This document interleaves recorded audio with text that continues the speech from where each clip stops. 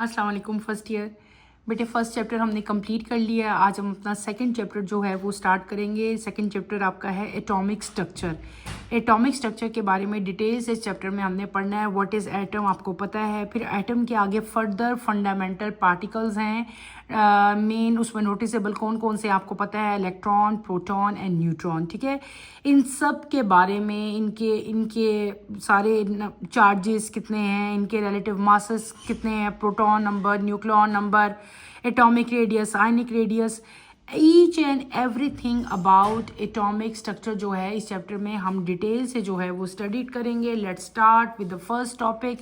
First topic अगर page number 23 पे अगर आप लोग आओ तो टॉपिक है आपका 2.1 atomic number, proton number, nucleon number, identity of an element जो है आज हम स्टार्ट करेंगे।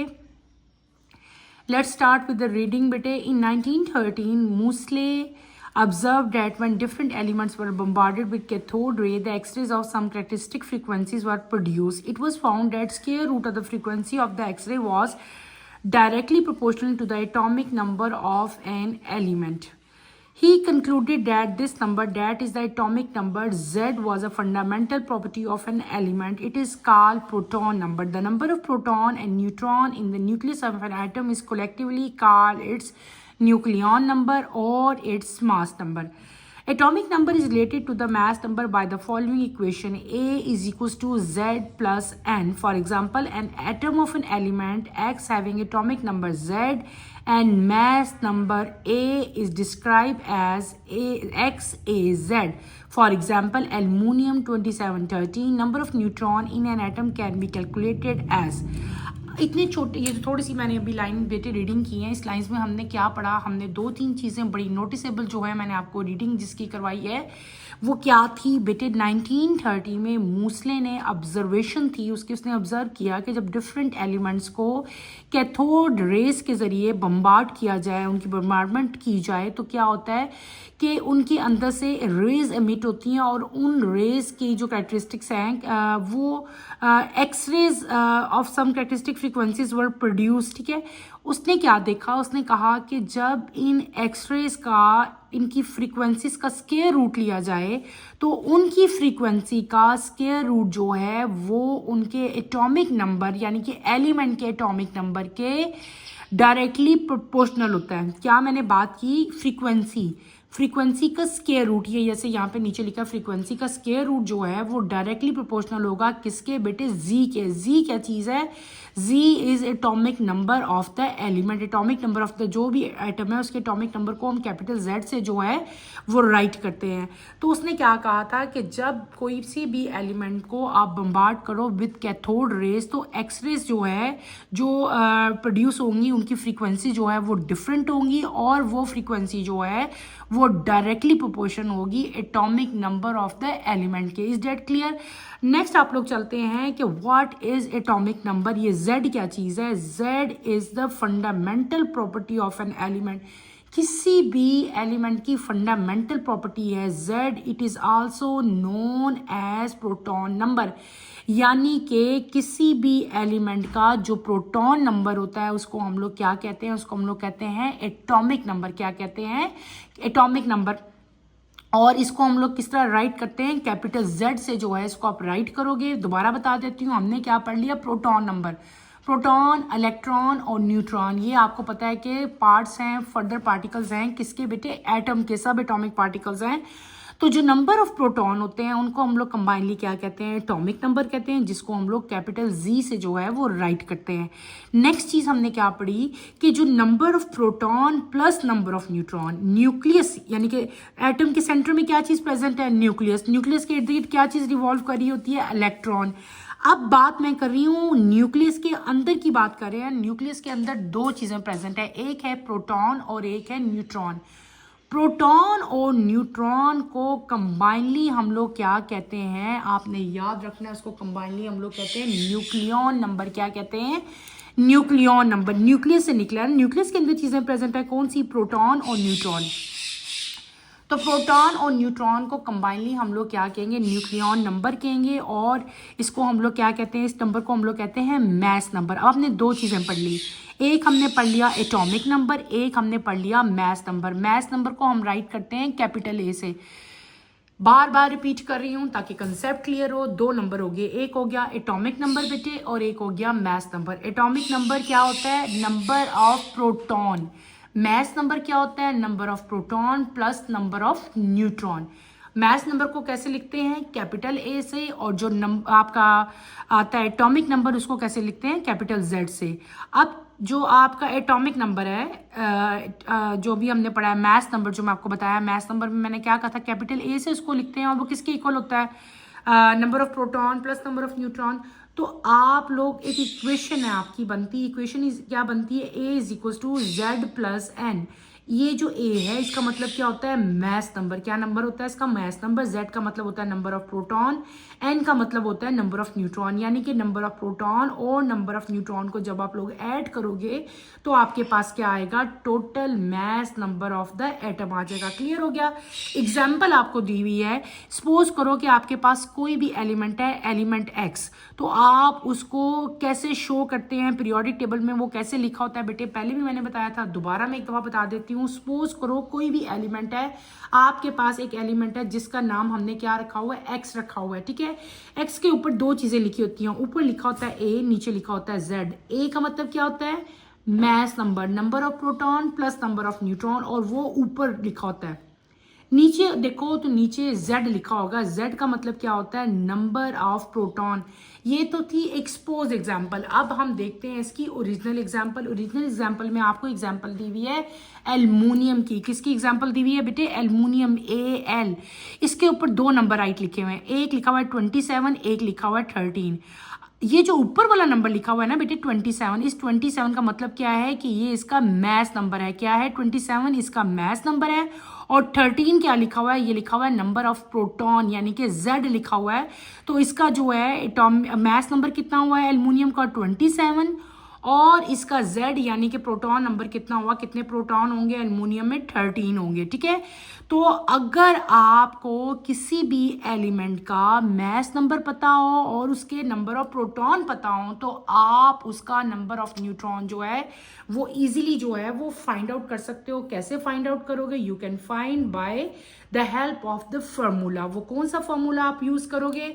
हमने अभी फॉर्मूला मैंने आपको पढ़ाया था, A is equal to Z plus N. अगर आपने एन फाइंड करना है तो जाहिर सी बात है, अगर इक्वेशन उधर चली जाएगी तो ए में से अगर आप Z माइनस कर दोगे तो आपका नंबर ऑफ न्यूट्रॉन आ जाएगा। क्या मैंने कहा? देखो मेरी बात पे गौर करो, मैंने क्या कह रही हूँ? मैथ नंबर किसके इक्वल होता है? Number of proton plus number of neutron. अगर किसी भी एलिमेंट का बेटे आपको मैथ नंबर पता हो, नंबर ऑफ प्रोटॉन पता हो, न्यूट्रॉन नहीं पता, आपने फाइंड आउट करना है, तो आपने क्या करना है? उसके मैथ नंबर में से नंबर ऑफ प्रोटॉन माइनस कर देने हैं, तो आपके पास क्या हो जाएगा? नंबर ऑफ न्यूट्रॉन आ जाएंगे। इधर देखो नेक्स्ट पेज पे आपके यहाँ पे स्टार्ट में जो है ये फॉर्मूला लिखा हुआ है, उसी फॉर्मूला को जो हमने लिखा था ना भी A is equal to Z plus n, उसी को रीअरेंज कर दिया, एन साइड पे चला गया तो क्या हो गया? A minus Z. यानी कि मैथ नंबर में से प्रोटॉन नंबर अगर निकाल दिए जाएं तो आपका क्या आ जाएगा? न्यूट्रॉन आ जाएगा। अगर आपकी एग्जाम्पल थी, एग्जाम्पल हमारी क्या थी? Aluminium is equal to 27, 13। ये क्या था? मैथ नंबर था। ये क्या था? प्रोटॉन नंबर था। ठीक है, इसका प्रोटॉन नंबर कितना था? Z 13 था। इसका मैथ नंबर कितना था? 27 था। अब हमने क्या फाइंड करना है? न्यूट्रॉन। तो हम क्या करेंगे? न्यूक्लियन यानी कि मैथ नंबर में से अगर मैं प्रोटॉन निकाल दूं तो क्या बचता है? 14। तो ये जो 14 आएगा ये क्या होगा? ये बेटे नंबर ऑफ न्यूट्रॉन होंगे किसमें? एल्युमिनियम में। इसी तरह आपको फर्दर एग्जांपल दी हुई है, ये आगे एग्जांपल है। अगर आपके पास ये देखो एग्जांपल है, similarly the number of electron, proton, neutron can be justified for an ion as an the following of example. अब आपको एक और एग्जांपल बता के ये बता दिया है कि आपने नंबर ऑफ इलेक्ट्रॉन कैसे फाइंड करने हैं किसी भी चीज़ में। ठीक है, तो नंबर ऑफ इलेक्ट्रॉन 2 डिफरेंट तरीके से आप लोग फाइंड करते हो। 2 तरह के एनाइंस होते हैं, एक होते हैं बेटे आपके पास पॉजिटिव आयन, एक होते हैं आपके पास नेगेटिव आयन। ठीक है, नेगेटिव आयंस को हम एनाइंस कहते हैं, पॉजिटिव आयन को हम लोग क्या कहते हैं? केटाइन कहते हैं। यहाँ पे आपको एग्जांपल्स दी हुई हैं, देखो जैसे कि एल्युमिनियम की एग्जांपल दी हुई है, एल्युमिनियम 27, 13, यानी कि इसका जो मैथ नंबर है वो कितना है? 27 है। इसका जो एटॉमिक नंबर है वो कितना दिया हुआ? आपको 13 दिया हुआ है। Atom loses 3 electron to form aluminium 3+, then ये तो सबको पता है ना, एल्यूमिनियम की वैलेंसी 3+ ही होती है। इसमें नंबर ऑफ प्रोटॉन कितने हैं 13, नंबर ऑफ न्यूट्रॉन हमने अभी फाइंड किए थे, कितने आए थे 14। अगर मैंने इसमें number of electron find out करने हों तो मैं क्या करूँगी बेटे, जितने इसके इलेक्ट्रॉन ये लूज करता है यानी कि 3+ है ना, तो मैं नंबर ऑफ प्रोटॉन में से ये माइनस कर दूंगी तो आपके क्या आ जाएंगे, नंबर ऑफ इलेक्ट्रॉन हो जाएंगे। यानी कि नंबर ऑफ प्रोटॉन कितने हैं 13 में से मैंने 3 माइनस कर दूंगी तो क्या आ जाएगा आपके पास 10 आ जाएगा। क्लियर हो गया। इस तरह हम लोग क्या कर लेंगे, number of electron find out कर लेंगे। अगली एग्जाम्पल आप लोग देखते हो, अगर क्लोरीन की एग्जाम्पल दी हुई है 35 17, 35 क्या है आपको दिया हुआ, इसका जो है मैस नंबर दिया हुआ है, 17 क्या है इसका प्रोटॉन है। और अगर इसका न्यूट्रॉन निकालो, न्यूट्रॉन यही फार्मूला लगा के आप लगाओगे n = a - z, तो नंबर ऑफ न्यूट्रॉन कितने आ जाएंगे 18 आ जाएंगे। और ये नेगेटिव है तो यानी कि माइनस है, -1 है तो हम इसको क्या कर लेंगे +1 कर लेंगे। जैसे वो +3 था तो उसको मैंने -3 किया था, यहाँ पे -1 है तो मैं क्या कर लूंगी उसको +1 करूंगी। तो नंबर ऑफ प्रोटॉन में जब मैं +1 ऐड करूंगी तो कितने हमारे पास क्या आ जाएंगे, नंबर ऑफ इलेक्ट्रॉन आ जाएंगे। क्लियर हो गया ना, आप तो समझ आ गई इस चीज की। In case electron gain happens by neutral atoms, ठीक है, कुछ एटम्स ऐसे हैं न्यूट्रल एटम्स हैं और उसमें आप नंबर ऑफ इलेक्ट्रॉन जो है वो कैसे फाइंड आउट करोगे। कॉमन एग्जांपल आपको दी हुई, ऑक्सीजन 16, ऑक्सीजन -2, फॉस्फोरस जो है वो भी 31 से -3 तक जा रहा है, सल्फर भी इसी तरह चेंज हो रहा है। तो इसमें नंबर ऑफ प्रोटॉन, न्यूट्रॉन और इलेक्ट्रॉन कैसे होंगे बेटे, आपके यहाँ पे एक टेबल दिया हुआ है। टेबल में आपके पास स्पीशीज है, न्यूट्रॉन है, प्रोटॉन है, इलेक्ट्रॉन है, डिफरेंट आइंस के बारे में बताया, पॉजिटिव आइन है, नेगेटिव आइन है। जैसे कि अभी हमने देखे थे एल्युमिनियम आपके पास आया था पॉजिटिव, फिर आपके पास जो है क्लोराइड आइन आ गया था, डेट इज नेगेटिव। यहाँ पे भी आपको स्पीशीज दी हुई है, ऑक्सीजन दिया है, सल्फर दिया हुआ है और फॉस्फोरस दिया है। इनके नंबर ऑफ न्यूट्रॉन आपको बता दिया है, नंबर ऑफ प्रोटॉन बता दिया है, नंबर ऑफ इलेक्ट्रॉन बता दिया है। आपने क्या करना है बेटे, ये आपको नंबर्स बताती हैं, आपने खुद अपनी अपनी नोटबुक पे बैठ के बेटे क्या करना है, खुद से ही इनका जो है आप लोग जो है ये इलेक्ट्रॉन को रहने दो, इलेक्ट्रॉन को आप लोग खुद फाइंड आउट करो। इनको देखते हुए इनके नंबर ऑफ इलेक्ट्रॉन बेटे आपने खुद फाइंड आउट करके देखने हैं कि यही इलेक्ट्रॉन आते हैं। इनका जो है वो मैथ नंबर आप फाइंड आउट करो। और अगर इसमें से कोई भी चीज़ आपको कंसेप्ट जो है वो समझ नहीं आ रहा, आपके नंबर ऑफ इलेक्ट्रॉन भी अगर सही से निकलते, देन आप लोग जो है मुझे बताओ, इंशाल्लाह मैं आपको जो है हेल्प आउट करूंगी इसमें और आपको बताऊंगी कि ये नंबर किस तरह है। ये बिल्कुल वैसे ही करने हैं जैसे कि अभी मैंने आपको ऊपर वाली एग्जाम्पल्स में बताए हैं, ठीक है। ये बिल्कुल वैसे ही आप लोग जो है खुद से फाइंड आउट करके नंबर ऑफ इलेक्ट्रॉन भी चेक कर लो कि 10 ही आते हैं इसके ऑक्सीजन के, और 10 ही आएंगे। देखो ये बेटे -2 है ना, मैंने आपको क्या कहा था -2 है तो इसका मतलब है इसको मैं क्या कर लूँगी +2 कर लूँगी। तो प्रोटॉन में अगर मैं 2 ऐड करूँगी तो 10 आ जाएगा ना, ये -2 है तो इसको मैं क्या कर लूँगी +2 कर लूँगी। अगर मैं प्रोटॉन में यहाँ पे +2 करूँगी तो 18 आ गया ना, तो देखो बेटे 18 आया। ये -3 है तो इसको मैं क्या सपोज करूँगी, हम इसको करेंगे +3। 15 में अगर 3 प्लस करो तो 18 आएगा ना, तो देखो 18 आ गया। यानी कि बिल्कुल एज इट इज़ ही मैंने आपको मैंने ही खोल के करके दिखा दिया। इसको आपने खुद से जो है आप समझना है, कोशिश करनी है, वही चीज़ें अप्लाई की हैं, वही रूल अप्लाई किए हैं, तो नंबर ऑफ इलेक्ट्रॉन हमारे एज इट इज़ ही जो है अभी आए हैं। जैसे कि मैंने आपको बताया, इसमें 2 ऐड किया 10 आ गया, 16 में 2 ऐड किया 18 आया, 15 में 3 ऐड किया तो देन इलेक्ट्रॉन नंबर क्या आ गया 18 आ गया। ये हमने क्या पढ़ लिए, ये हमने अपने बेसिक जो चीज़ें थी, हमने सारे number of proton, number of electron, number of neutron जो है वो कैसे फाइंड आउट करते हैं, वो सारे मैंने आपको क्लियरली डिटेल से जो है वो बता दिए। नेक्स्ट टॉपिक पे अगर आप आते हैं, effect of electric field on fundamental particles, ये हम स्टार्ट करेंगे। Let's start with the reading. The behavior of particles in an electric field depend upon their mass and charge. If we allow the beam of electron, proton, neutron to pass one by one at the same speed through an electric field, they show their behavior as follows. Neutrons, being neutral, are not deflected but travel in straight path perpendicular to the direction of the electric field. Protons, being positively charged, are deflected toward negative plate. Electron, being negatively charged, are deflected toward positive plate to greater extent since they are 1.836 times lighter than proton. The amount of deviation from its original direction of movement is measured in two ways: angle of deflection, radius of deflection. This is possible if we imagine that after deflection the particle move in a circular path. Hence the factor affecting the radius of deflection are reciprocal of to that for the angle of deflection.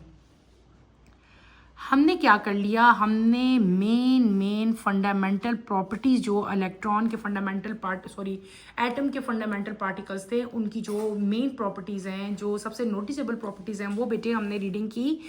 हमने क्या किया कि किसी भी जो behaviour है इन particles के, ठीक है, उनका बिहेवियर हमने इलेक्ट्रिक फील्ड में जो है वो देखा. इलेक्ट्रिक फील्ड में इनका बिहेवियर पार्टिकल्स का डिपेंड करता है उनके मास के ऊपर और उनके चार्ज के ऊपर. अगर हम अलाउ करें कि कोई भी बीम जो है इलेक्ट्रॉन, प्रोटॉन, न्यूट्रॉन की 1 by 1 सेम स्पीड के साथ इलेक्ट्रिक फील्ड में पास हो तो उनका बिहेवियर कैसा शो होगा. तो बेटे वो पॉइंट्स में आपको लिखा हुआ है. न्यूट्रॉन क्या शो करेंगे, न्यूट्रॉन जो है दे आर न्यूट्रल, उनके ऊपर कोई चार्ज नहीं होता, वो न्यूट्रल होते हैं, ना पॉजिटिव चार्ज होता है ना आपके ऊपर उनके ऊपर नेगेटिव चार्ज होता है, बल्कि वो क्या करेंगे, वो स्ट्रेट पाथ में ट्रेवल करेंगे perpendicular to the direction of electric field. Number 2, protons. 3 आपके पार्टिकल्स है ना, electron, neutron and proton. Neutron हमने क्या कर लिया, दे आर न्यूट्रल, उनके ऊपर कोई चार्ज नहीं है. दूसरे क्या आगे, प्रोटॉन आगे. प्रोटॉन क्या हो गया, मैंने क्या कह दिया, दे आर पॉजिटिवली चार्ज, उनके ऊपर कौन सा चार्ज है, पॉजिटिव चार्ज है, क्योंकि वो डिफ्लेक्ट हो रहे हैं, मूव हो रहे हैं टूवर्ड नेगेटिव प्लेट. जो नेगेटिव प्लेट की तरफ मूव कर रहे हैं इसका मतलब है उनके ऊपर कौन सा चार्ज होगा, पॉजिटिव चार्ज होगा. नेक्स्ट आते हैं आपके पार्टिकल्स कौन से, इलेक्ट्रॉन. इलेक्ट्रॉन जो है वो नेगेटिव चार्ज पार्टिकल्स हैं क्योंकि दे डिफ्लेक्ट टूवर्ड पॉजिटिव प्लेट, क्योंकि वो पॉजिटिव प्लेट की तरफ उनकी डायरेक्शन है, उधर की तरफ मूव कर रहे हैं. और दे आर, इनका फिर आपको बताया हुआ है कि ये प्रोटॉन से इतने लाइटर हैं, कितने, 1/1836 times lighter than proton. 3 fundamental particle पढ़ लिए हमने, कौन से पढ़े, प्रोटॉन, न्यूट्रॉन एंड इलेक्ट्रॉन.